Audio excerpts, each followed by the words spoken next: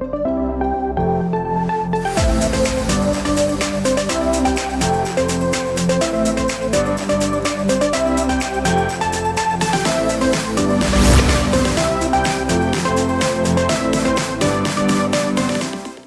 জানাচ্ছি বিটিভি নিউজের সাপ্তাহিক আয়োজন ফিরে দেখা অনুষ্ঠানে। আপনাদের সঙ্গে আছি আমি হামিম জাবির।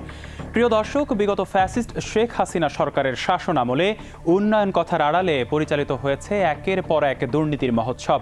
অভিযোগ রয়েছে লাখ লাখ কোটি টাকার রাষ্ট্রীয় অর্থ দুর্নীতির মাধ্যমে বিদেশে পাচার করা হয়েছে।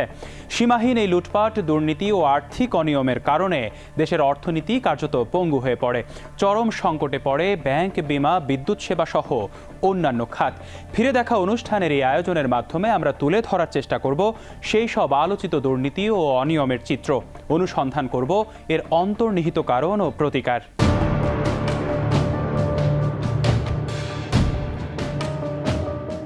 স্বৈরাচার আওয়ামী লীগ সরকারের শাসন আমলে নারায়ণগঞ্জের রাজনীতিতে এক বিতর্কিত নাম শামীম ওসমান। বিতর্কিত মন্তব্য, হুমকি ধামকি আর ক্ষমতার দম্ভে বারবার আলোচনায় ছিলেন তিনি। ফ্যাসিস্ট হাসিনার ছত্রছায়ায় নারায়ণগঞ্জে গড়ে ওঠা এক অঘোষিত সন্ত্রাস সাম্রাজ্যের মূল হোতাও ছিলেন এই শামীম ওসমান। স্থানীয়দের মতে খুন, গুম, ধর্ষণ, চাঁদাবাজি, ভূমিদস্যুতা, সন্ত্রাসী কর্মকাণ্ড সহ এমন কোনো অপরাধ নেই যেটি শামীম ওসমান বা ওসমান পরিবারের সদস্যরা করেনি। পাশাপাশি দুর্নীতি, চাঁদাবাজি ও সরকারি বিভিন্ন প্রকল্পের হাজার কোটি টাকা লোপাট করে বিদেশে পাচার করেছেন ফ্যাসিস্ট হাসিনার এই দোসর। ফ্যাসিস্ট হাসিনার শাসনামলে এভাবেই হুঙ্কার দিতেন শামীম ওসমান। বিভিন্ন সময় বিতর্কিত বক্তব্য দিয়ে থাকতেন আলোচনায়। নারায়ণগঞ্জে খুন, গুম, ধর্ষণ, চাঁদাবাজি, সন্ত্রাসী কর্মকাণ্ড সহ এমন কোনো অপরাধ নেই যেটি শামীম ওসমান বা ওসমান পরিবারের সদস্যরা করেনি। ওসমান পরিবার এবং বিগত সরকার যখন ক্ষমতায় আসলেন, এই 15 বছর থেকে 15 বছরের টোটাল সময়টাই ছিল নারায়ণগঞ্জে একটা নৈরাজ্যকর একটা অবস্থা, ভীতিকর একটা অবস্থা, সন্ত্রাসের একটা অবস্থা, যেখানে সন্ত্রাসীরা দাবি বেড়েছে। প্রতিটি সেক্টরে সন্ত্রাসীরা জিম্মি করে রেখেছে, বিশেষ করে শামীম ওসমান, নাসিম ওসমান, সেলিম ওসমান, ওসমান পরিবার। তারা এমন কোনো সেক্টর নাই দখল করে এবং আধিপত্য বজায় রেখে তারা তাদের পারপাসটা সার্ভ করেছে, অর্থ উপার্জন করেছে। শেখ হাসিনার যে বিগত 15 বছরের শাসনামল, সেই সময়টায় নারায়ণগঞ্জ ছিল একটা দুর্বিষহ অবস্থা।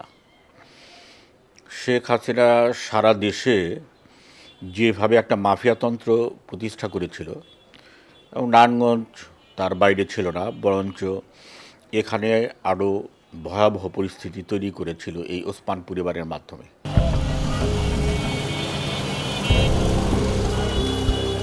নারায়ণগঞ্জ দেশের অন্যতম শিল্পনগরী হলেও স্বৈরাচার আওয়ামী লীগ সরকারের সময়ে এখানে গড়ে উঠেছিল এক মাফিয়া সাম্রাজ্য।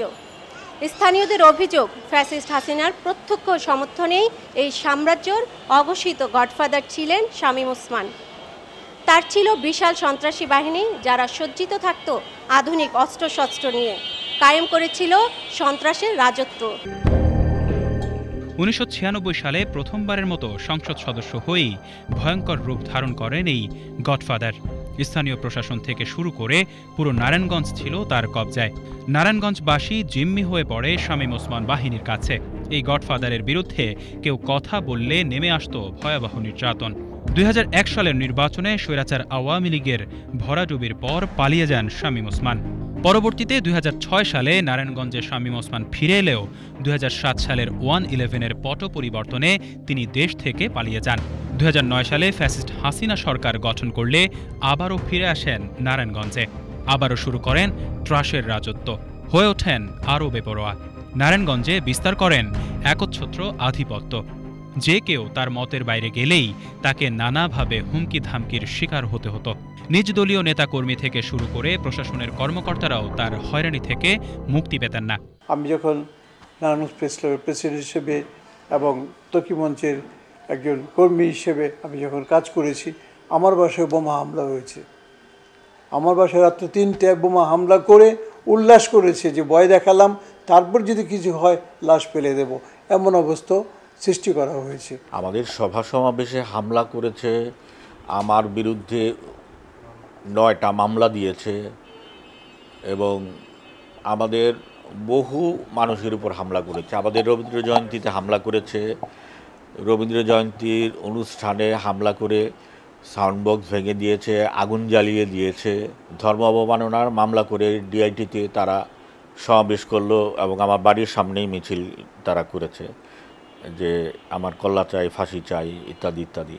শামীম ওসমান প্রায় সময় বিভিন্ন সভা সমাবেশে প্রকাশ্যেই অহংকার করে নিজের অস্ত্রবাজি সহ নানা অপকর্ম তুলে ধরতেন। 2020 সালে অস্ত্রবাজি নিয়ে নিজে বিস্ফোরক স্বীকারোক্তি দেন শামীম ওসমান। সে সময় নারায়ণগঞ্জ পুলিশ লাইন্সে পুলিশ মেমোরিয়াল ডে অনুষ্ঠানে জানান, 2001 সালের আগে পুরো জেলা পুলিশের ফোর্সের কাছে যত অস্ত্র ছিল তার কাছে এর চেয়ে বেশি অস্ত্র ছিল। তার এই মন্তব্য সে সময় রাজনৈতিক অঙ্গনে ব্যাপক আলোড়ন সৃষ্টি করেছিল।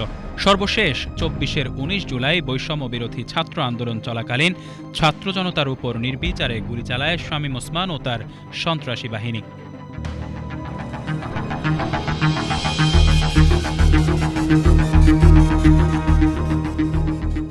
গত 16 বছর আওয়ামী লীগের শাসনামলে নারায়ণগঞ্জ ছিল এক শ্বাসরুদ্ধকর সন্ত্রাসের নগরী। ওসমান পরিবারের নিয়ন্ত্রণে নারায়ণগঞ্জ চলেছে নির্যাতন নিপীড়নের সর্বোৎকৃষ্ট নির্যাতন।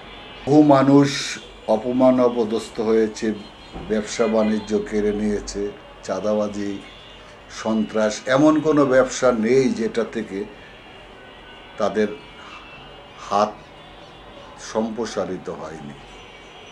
মিডিয়া কর্মীরা কথা বলতে পারেনি। মিডিয়াতে একটি দালাল শ্রেণী তৈরি করা হয়েছিল, যে দালাল শ্রেণীদের কারণে আমাদের মতো যারা মিডিয়া প্রতিবাদী ছিলাম তারা নির্যাতিত, নিষ্পেষিত হয়েছে। নারায়ণগঞ্জে বহু গুম খুনের খলনায়ক ছিলেন এই গডফাদার। বিশেষ করে 7 খুন ও ত্বকী হত্যায় জড়িত থাকার অভিযোগ রয়েছে তার বিরুদ্ধে। যে 3টি কারণে ত্বকীকে হত্যা করা হয়েছে, এক হচ্ছে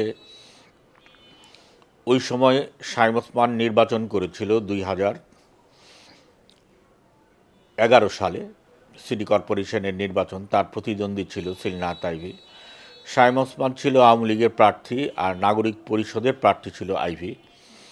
তো ওই নাগরিক পরিষদের মেম্বার সেক্রেটারি ছিলাম আমি, যেহেতু সেই নির্বাচনটায় 1,03,000 ভোটের মতো ব্যবধানে শামীম ওসমান ফেল করে। তো ওইটা তারা র্যাব থেকে তারা বলেছিল, যেটা প্রথম কারণ। আরেকটা কারণ তারা যেটা বলেছিল যে সে বছরই এই বাস যে সিন্ডিকেট করে এখান থেকে চাঁদাটা ওরা তোলে এবং এই বাস ভাড়াটা, ঢাকা নারায়ণগঞ্জ বাস ভাড়াটা 22 টাকা থেকে হুট করে তার 32 টাকা করে। তো ওটার প্রতিবাদে আমাদের নারায়ণগঞ্জে বিভিন্ন রাজনৈতিক, সামাজিক, সাংস্কৃতিক সংগঠন জাতীয় অধিকার সংরক্ষণ ফোরাম করে। সেই ফোরামের কনভেনার করা হয় আমাকে।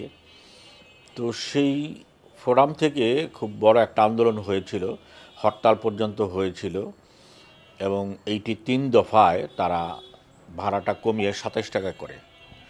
এবং র্যাব বলছে যে এইটি তাদের দ্বিতীয় কারণ। এবং তৃতীয় কারণ হচ্ছে 2012 সালে এই শামীম ওসমানদের বাহিনী, ওর বড় ভাই ছিল নাসিম ওসমান, তারা রেলওয়ের একটা 1 নম্বর রেলগেটে বড় একটা জায়গা দখল করে মার্কেট তৈরি করতে চাচ্ছিল।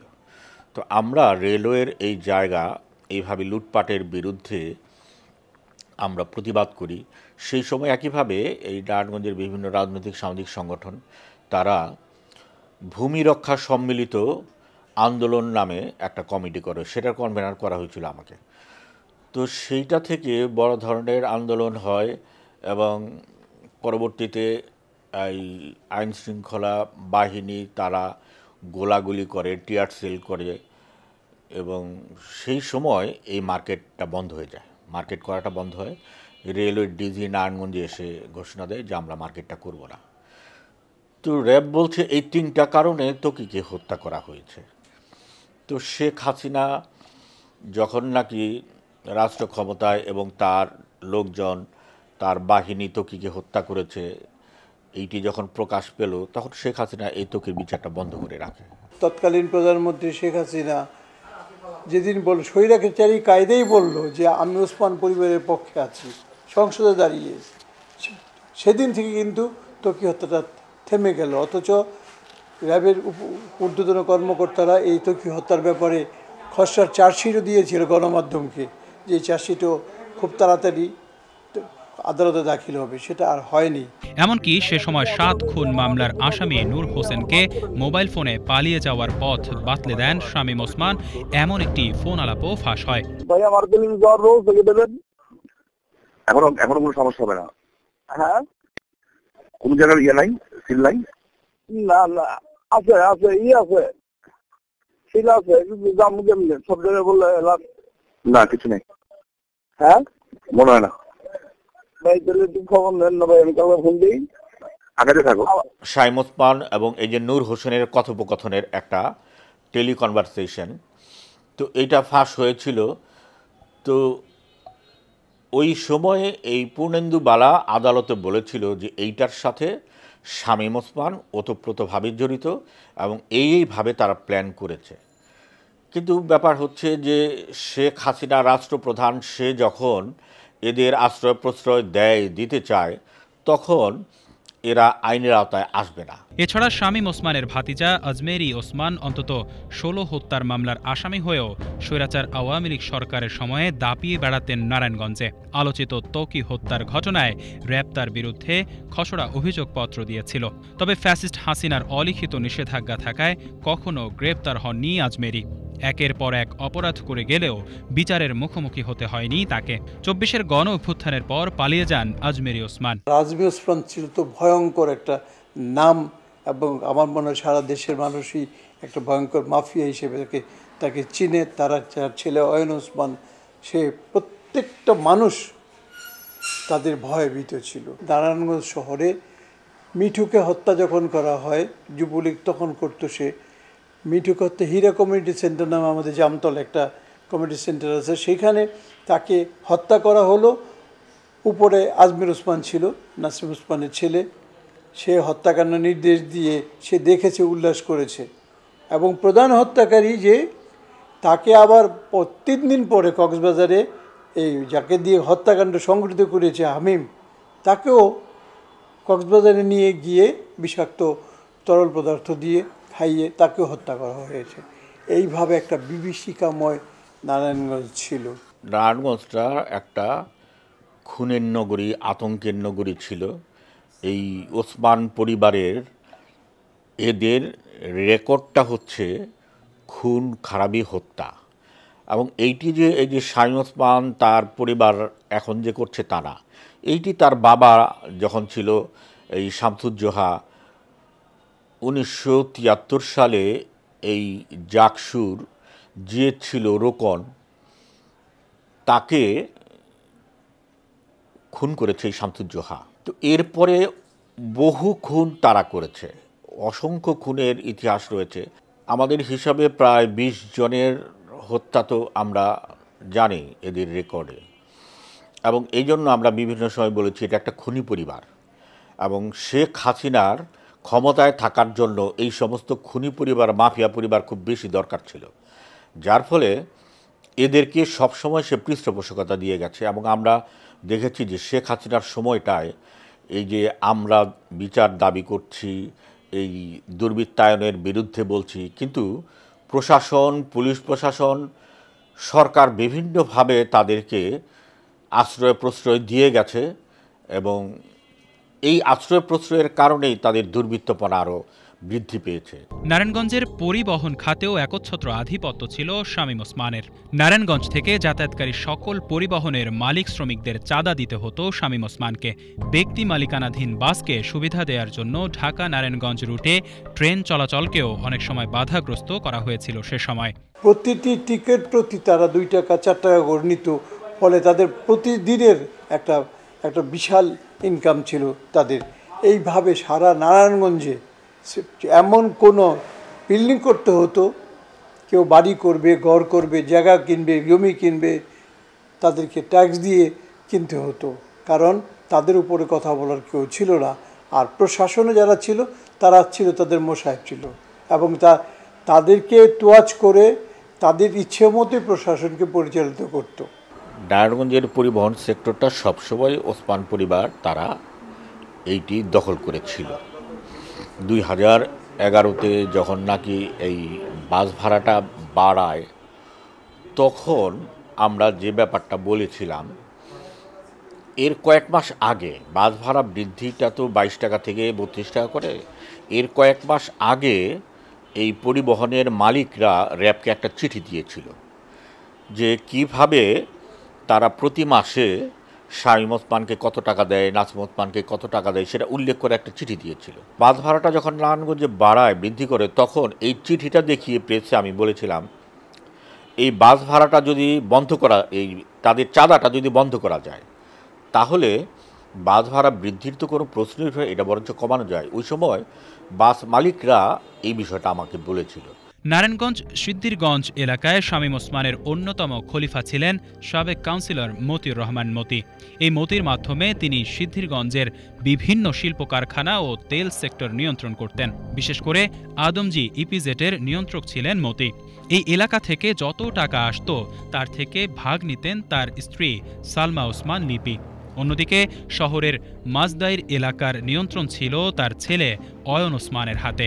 অভিযোগ রয়েছে শামীম ওসমান, তার ভাই সেলিম ওসমান, শামীমের ছেলে ওজন ওসমান, স্ত্রী সালমা ওসমান লিপি, শ্যালক তানভীর আহমেদ টিটু, বড় ভাইয়ের স্ত্রী পারভিন ওসমান, ভাতিজা আজমেরি ওসমান সহ গোটা পরিবার হাজার কোটি টাকা বিদেশে পাচার করেছে।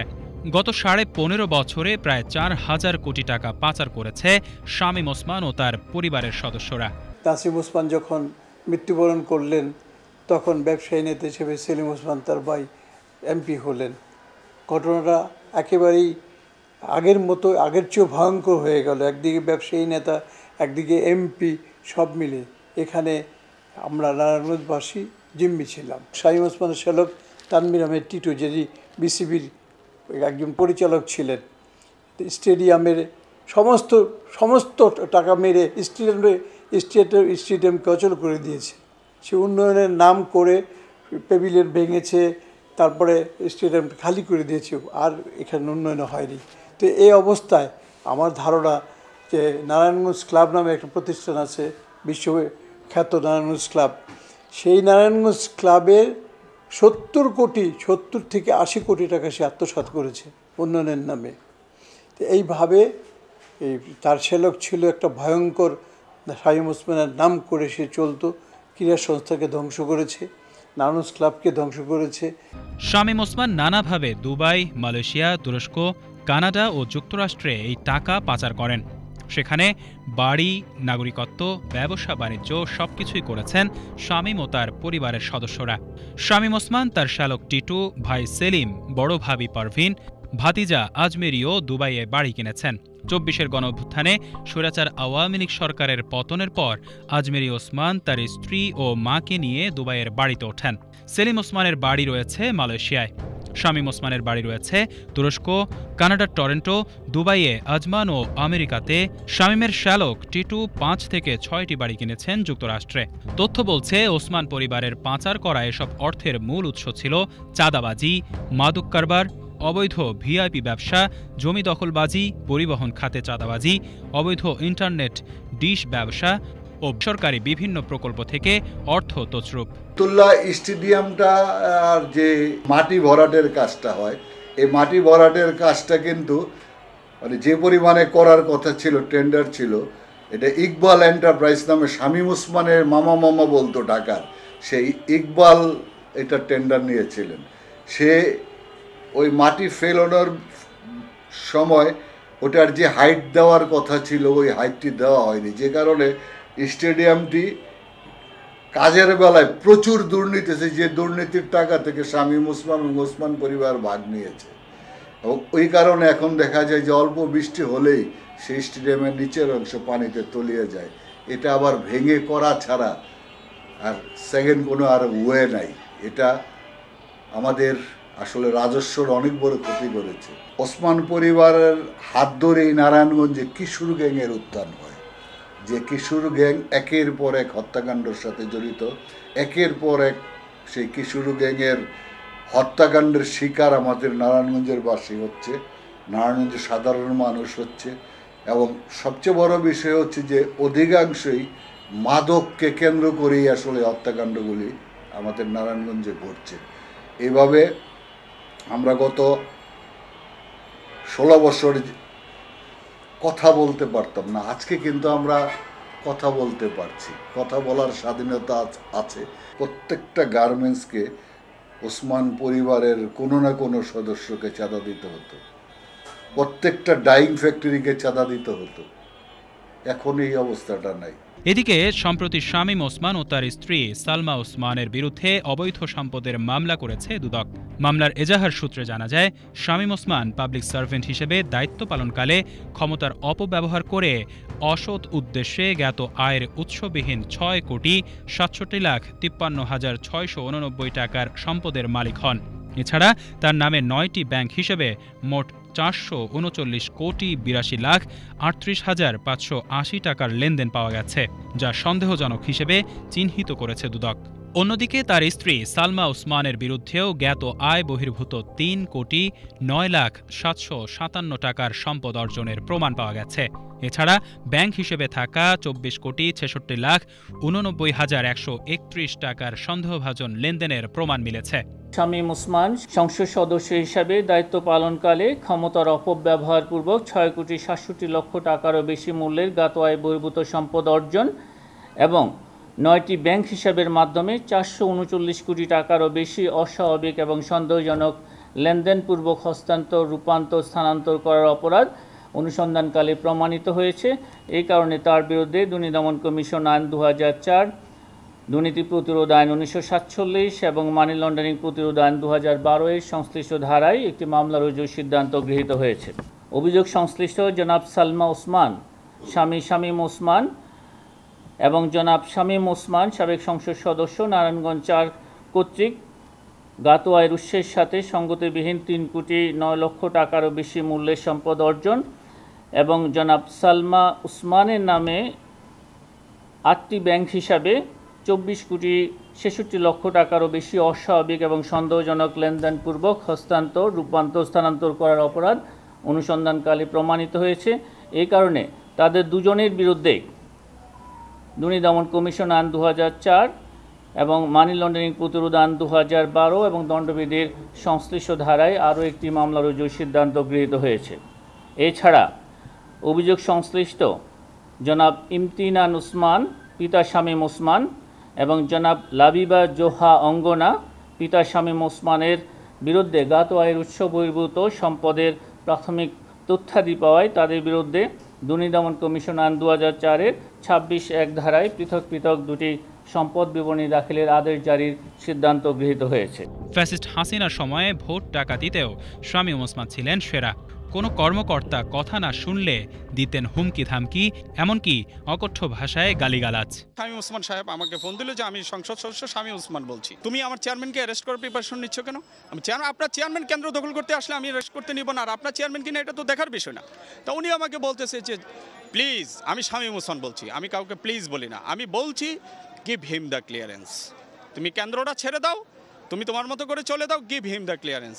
আমি বলছি আমি পারবো না। পরবর্তী সময় উনি আবার ফোন দিলেন, ফোন দিয়ে আমাকে ফোনে রেখে উনি প্রধানমন্ত্রীর PS1 জনৈক মালেক সাহেবের সাথে কথা বললেন এবং বললেন যে আমি মালেক বলছি, তুমি প্রধানমন্ত্রীকে বলো আমি কি রাজনীতি করব কি করব না, আমাকে শোনাচ্ছে ফোনে। তা আমি বলছি আপনি কার সাথে কথা বলেন দেখার বিষয় না, আমি খুব ছোট অফিসার, আমি এখানে দায়িত্ব পালন করতে আসছি, আমার দায়িত্বটা আমাকে পালন করতে দিন। বলছে কুত্তার বাচ্চা, শোবরের বাচ্চা, বাস্টার্ড, তুই কি পারবি কর, তোরা আমি দেখে নিব। অনুসন্ধানে জানা গেছে, নারায়ণগঞ্জে শামীম ওসমান বাহিনীর ৮-১০টা টর্চার সেল ছিল। নারায়ণগঞ্জের তারা বিভিন্ন ব্যবসায়ীর কাছ থেকে চাঁদা দাবি করত এবং তা দিতে অস্বীকার করলে তাদের টর্চার সেলে নিয়ে নির্যাতন করত। এমন একটা অবস্থা তৈরি করত যে তাদের কথা না শুনলে লাশ হয়ে শীতলক্ষায় ভাসতে হতো। ব্যবসা বাণিজ্য মানে হচ্ছে তাদের চাঁদাবাজি, টেন্ডারবাজি, মাদক সন্ত্রাস, এই সমস্ত কিছু তারা দীর্ঘদিন তারা করেছে এবং এর বিরুদ্ধে যারা দাঁড়িয়েছে, প্রতিবাদ করেছে, তাদেরকে লাশ বানিয়েছে এবং এই চাঁদাবাজি করতে গিয়ে যারা চাঁদা দিতে অস্বীকার করেছে, এরকম ব্যবসায়ীদের তারা নির্যাতন করেছে তাদের 5-6টা টর্চার সেল ছিল নারায়ণগঞ্জে। এই টর্চার সেল এনে নির্যাতন করেছে বুলু সাহা নামে একজন ব্যবসায়ীকে তারা খুন করে শীতলক্ষায় ফেলেছে। অর্থাৎ তারা দেখাতে চেয়েছে যে তাদের সাথে না থাকলে, তাদের চাহিদা মতো যদি চাঁদা দেয়া না হয়, টাকা দেয়া না হয়, তাহলে তারা কি করতে পারে। শত শত মিথ্যা মামলা, গুম খুন সবকিছু যেন ছিল তখনকার ফ্যাসিস্ট হাসিনা সরকারের কাছে স্বাভাবিক ঘটনা। আওয়ামী লীগের আমলে আমাকে পায়ে গুলি করা হয়েছে। আমি প্রায় 70টার মতো মামলা, মিথ্যা মামলার শিকার হয়েছি। আমি প্রায় 9 বারের মতো জেল খেটেছি দীর্ঘ সময়, এবং কত শতবার যে রিমান্ড খেটেছি এটা আসলে বলার অপেক্ষা রাখে না।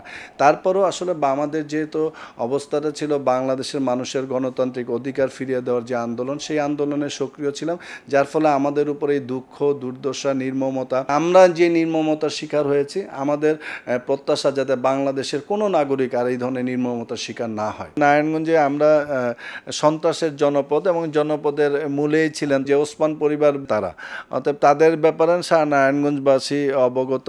আসলে আমরা একটি গোষ্ঠীকে বিষয়টাকে এইভাবে আমি দেখতে চাই না, কারণ পুরা রাষ্ট্রীয় ব্যবস্থাটাই সন্ত্রাসের ছিল। আমাকে 2 বার জেল খাটতে হয়েছে।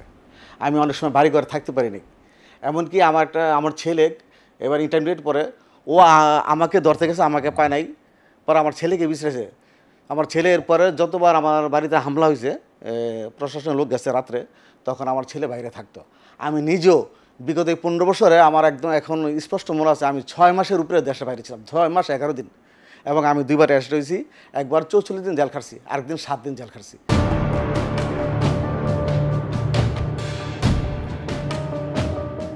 দর্শক, আজকের আয়োজন এই পর্যন্তই। নতুন আয়োজন নিয়ে হাজির হব আবারও আগামী সপ্তাহে। সেই পর্যন্ত ভালো থাকুন, সুস্থ থাকুন। আল্লাহ হাফেজ।